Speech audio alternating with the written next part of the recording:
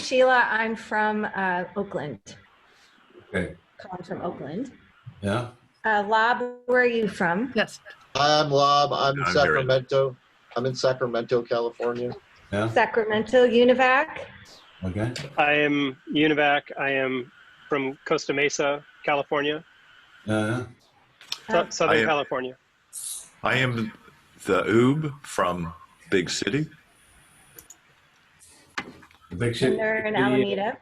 I'm Markus Schwill from Berlin, Germany. Köln. You lie. Oh.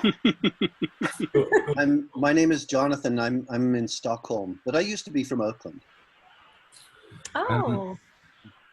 And I'm Alan, and I'm in Connecticut. Right, I know that. I used to live out in San Francisco. Okay. And I'm Radboud Mint, and I am in Rotterdam. Yeah, I know you.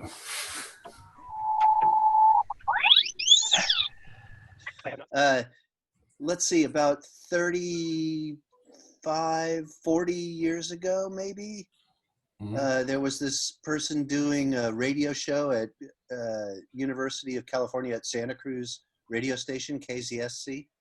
Oh.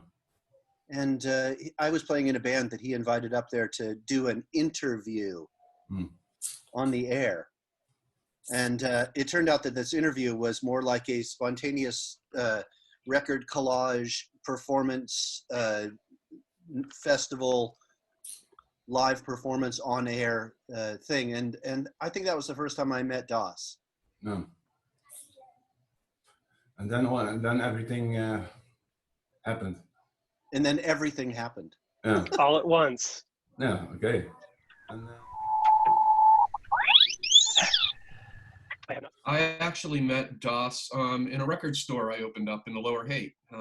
He wandered in to purchase a legendary Pink Dots 7-inch. And that's pretty much when we met and when it all started. Okay. 31 years ago. I met them first via mail. I had an 85 tape. And then I met him first time BCO 2007 when I organized a concert for them in Berlin. And since then, sometimes it happened. I never meet him yet.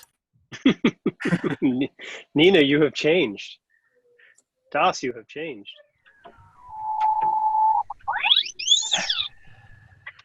I can say, so I heard of Big City Orchestra in the early 90s through a friend who had collaborated with him in the late 80s. And then I ran a big, huge warehouse space in San Francisco, performance space, and I invited Big City Orchestra to come and play.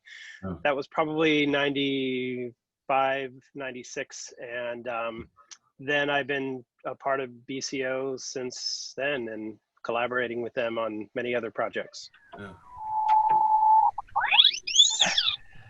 I met Big City Orchestra and got involved with them through the NorCal Noise Fest, which is an annual event here in Sacramento of noise and experimental music. And we met at the second NorCal Noise Fest in 1996, which also Univac was participating in a different project. As God's grandparents. God's grandparents. But yeah, my project Instagon played that event in 96, and we kind of just sort of traded tapes and started collaborating through email and have been friends ever since and doing intermingling. This is Sheila. I met, I'd heard of Big City Orchestra and just all the shenanigans they were doing all the time. And then my bandmate, Brian Lucas, had run into them and got a spot on the radio show and invited me. And it's just, I just tried to weasel my way into their world over the years. So just been on the shows and, hanging out, being friends. So I knew them from, we did a Big City Orchestra CD on our Staplat label, which was Beatle Rape, I think somewhere in the early 90s, when I was also still doing Radio 100, which that went online as DFM, and I did radio shows there as they did as well. And we met on Second Life, and the first time I met them in real life, I can't remember, but many years ago. Exactly, and they always come to Europe in the summer and come to visit us in the Warm Studios, and then we do music. I did some tracks for them for the Oop television program.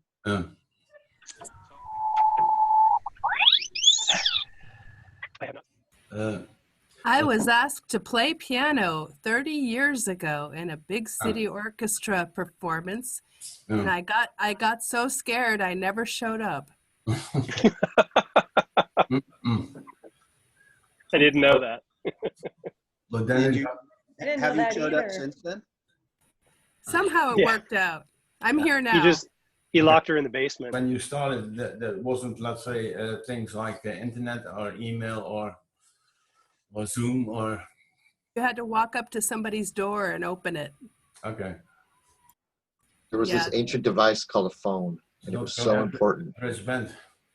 Mechanical.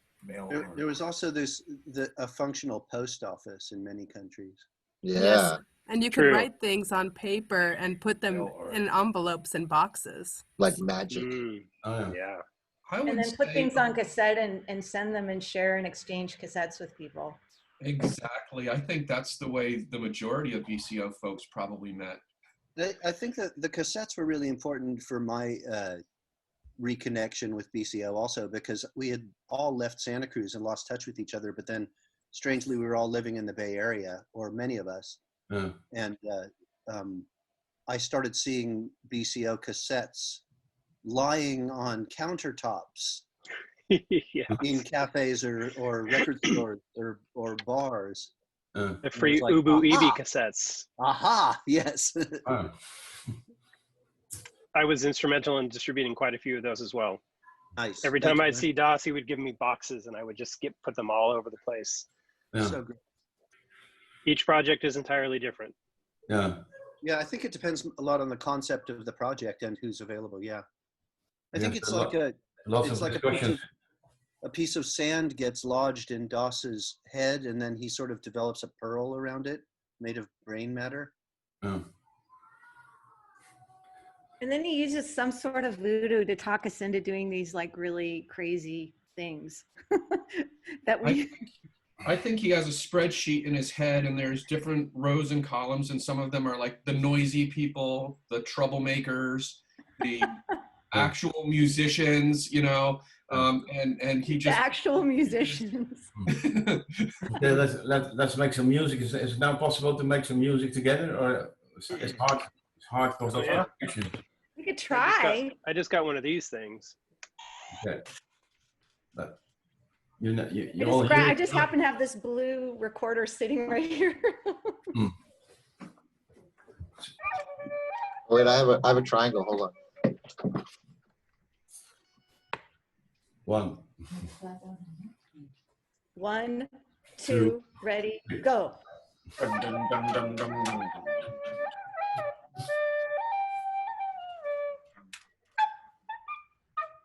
Have you seen me? Have you seen me?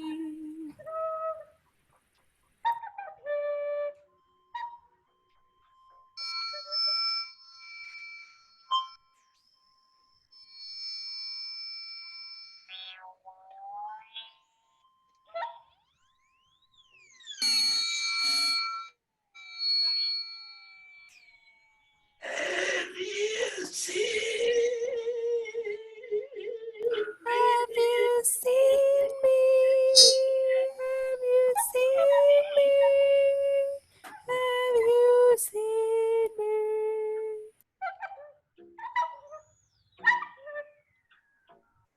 Thanks. But, Did that work?